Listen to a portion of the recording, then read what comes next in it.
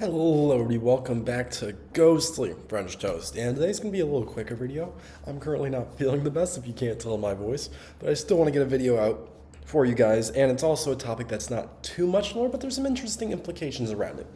So we're talking about Champion Gravetender. You might be wondering, Ghostly French Toast, who the hell is Champion Gravetender? Well, thank goodness I'm here to explain it to you. So, the basics. It's a boss in Dark Souls 3. And more specifically, you're able to access DLC.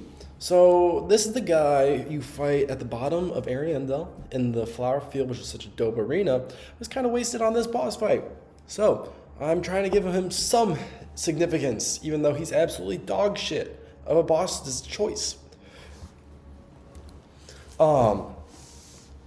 You're able to access PvP after this, and what I mean by that, you're able to access the tournament system, which is very important to this guy's lore. Uses magic, and he's kind of naked. He doesn't have any pants on, which is kind of funny. He has his chainmail tunic, but he has no pants on. It's an interesting character design.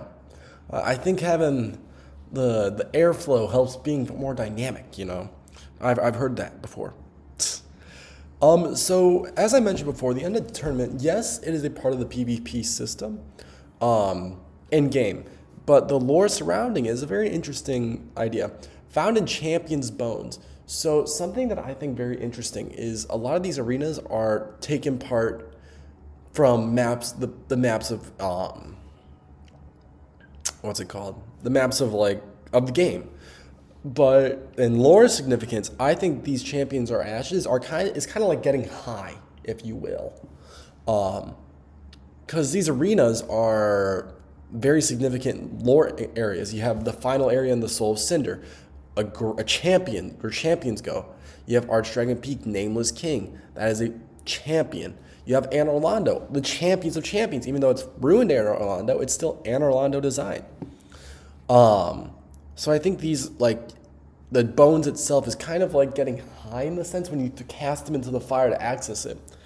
It's emitting the smoke, allowing you to go into these areas. I don't think that's a real area. I think it's some kind of just figment of a reality. But I still think it's somewhere in the world, if that makes any sense, where you're imagining these opponents and arenas where people can come and duel. And this kind of makes sense when we talk about Champion Gravetender as well.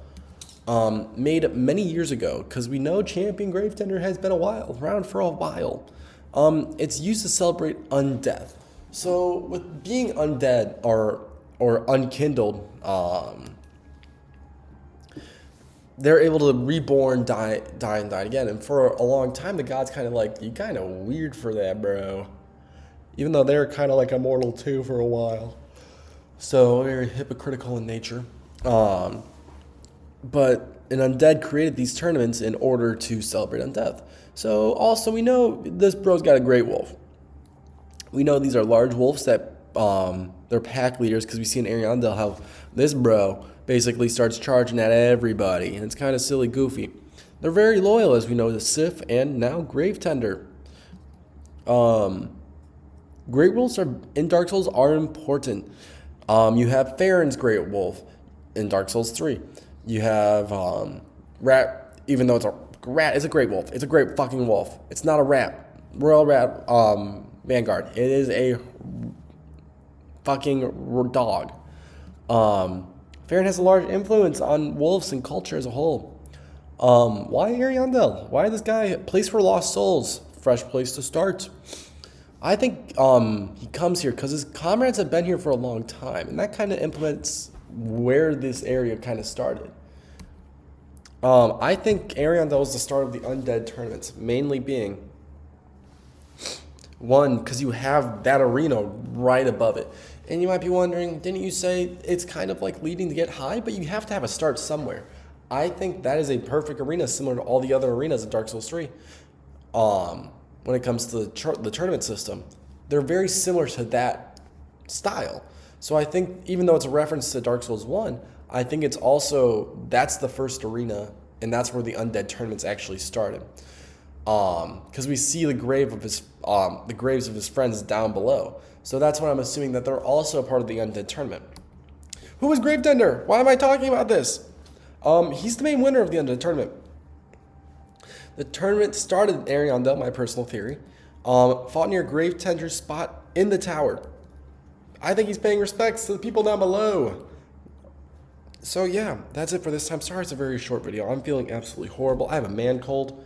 This is probably the best way to describe this. It shouldn't be that bad, but it's that bad. Hope you all enjoy the video, and I'll see you next time on Ghostly French Toast. Bye-bye.